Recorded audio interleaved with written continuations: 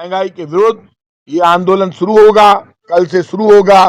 कल 11 बजे कल 11 बजे 8 विधानसभा क्षेत्रों में अलग अलग जगह प्रधानमंत्री नरेंद्र मोदी जी का पुतला भी जलाएंगे, प्रदर्शन भी करेंगे। ये शुरुआत है, आगे के कार्यक्रम जारी कर दिए जाएंगे। इस दौरान सब जगह पदयात्राएं होगी, बड़े प्रदर्शन भी होंगे, लेकिन आटा, दाल, चावल, सूजी, मैदा, गुड़, मखाने, मुरमुरे, इन पर जो टैक्स लगाया ये बर्दाश्त नहीं करेंगे, क्योंकि अब हर चीज पर टैक्स हो गया है। किसी भी चीज पर इन्होंने टैक्स बाकी नहीं रखा।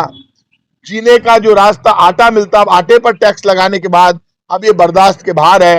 आर पार का संघर्ष करना पड़ेगा। लोग महंगाई से, बेरोजगारी से आत्महत्या कर रहे हैं, लेकिन बीजेपी को कोई मतलब नहीं है। आटा हर आदमी को रोज चाहिए, लेकिन यदि आप आटे पर भी टैक्स लगा रहे हैं, अब इसको बर्दाश्त नहीं किया जा सकता। हम सड़कों पर उतरेंगे, लड़ेंगे, भिड़ेंगे।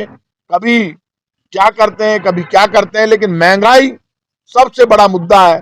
और अब ये महंगाई बर्दाश्त के बाहर हो गई है। मैंने जो आपको ये टैली दिखाई है, ये तो जीएसटी लगने से पहले की है।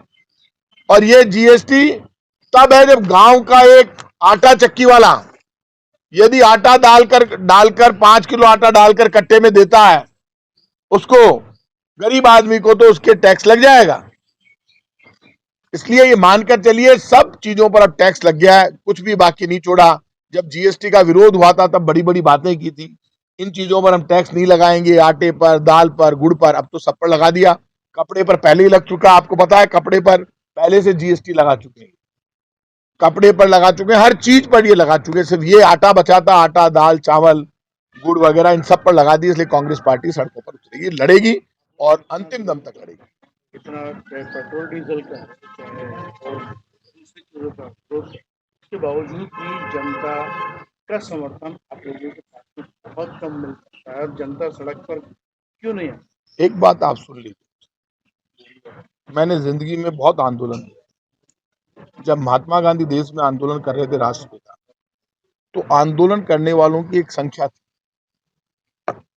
और उनके साथ उन्होंने पूरे देश को खड़ा कर दिया। और पूरा देश खड़ा होने के साथ साथ, लेकिन पूरा देश एक साथ खड़ा। जिस दिन भगत सिंह को फांसी हो रही थी, लोग विरोध कर रहे थे ना, लेकिन उस फांसी का रिजल्ट आया, महात्मा गांधी का आंदोलन का रिजल्ट आया, देश आजाद हुआ। आंदोलन जब शुरू होता है, तो कभी बीजेपी ने जब आंदोलन किया, आपने देखा लाखों लोग उनके साथ निकल गए हो। आंदोलन शुरू होता है, धीरे धीरे बढ़ता है। और आंदोलन का मतलब यह है कि कभी आंदोलन ये सोचकर नहीं किए जाते कि कितने लोग जुटेंगे। आंदोलन ये सोचकर किए जाते हैं कि जो मुद्दा सही है, जो भूख के खिलाफ लड़ता हो, जो महंगाई के खिलाफ लड़ता हो, उसमें कितने जुटेंगे, कितने जुड़ेंगे। आम आदमी ये चाहता है कि कांग्रेस विपक्ष की बड़ी पार्टी है, वो आंदोलन में उतरे। ऐसा कौन सा आंदोलन है जिसमें बहुत बड़े बड़े आंदोलन हमने किए और उन बड़े आंदोलनों में रिजल्ट भी आए, नहीं भी आते, लेकिन आंदोलन करना हमारी मॉरल ड्यूटी है और वो आंदोलन हमको करना चाहिए। और आटा, दाल, चावल पर यदि टैक्स लगा है, उसके बाद भी लोग खड़े नहीं हो, आम आदमी का विरोध है, इसीलिए तो मैंने आज प्रेस कॉन्फ्रेंस की है। तो आटा, दाल, चावल का फैसला तो बहुत दिन पहले हो गया, 3-4 दिन पहले खबरें आ गई थी। लेकिन ये विरोध जरूरी है, क्योंकि आम आदमी की आवाज है कि अब तो हद 5% जीएसटी लगी है, उसका हम विरोध करते हैं।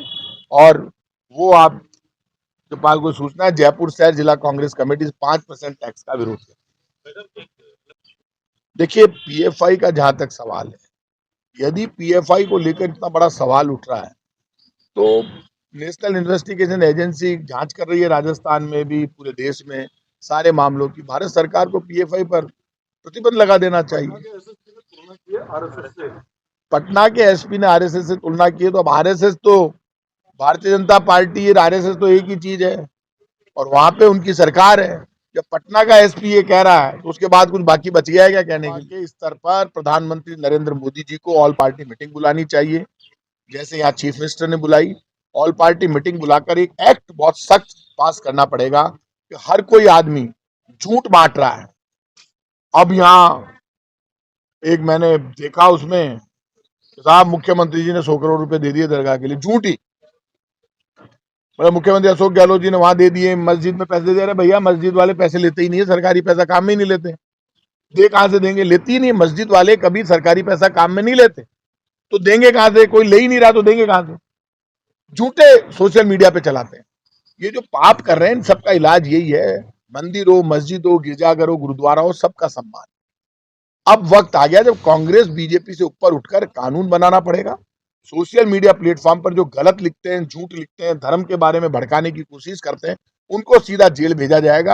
ये सब सुधर जाएंगे, मैं आज आपसे कह रहा हूं, और देश का माहौल भी सुधर जाएगा। धर्म का इंटरफेयर है, धर्म के नाम पर भाषण देते हैं, उसमें चुनाव आयोग को आगे बढ़कर कर देना चाहिए कि उसको चुनाव लड़ने पर रोक लगा दे, लेकिन वो बीजेपी करेगी नहीं, तो बीजेपी का तो एजेंडा ही मेन यही है।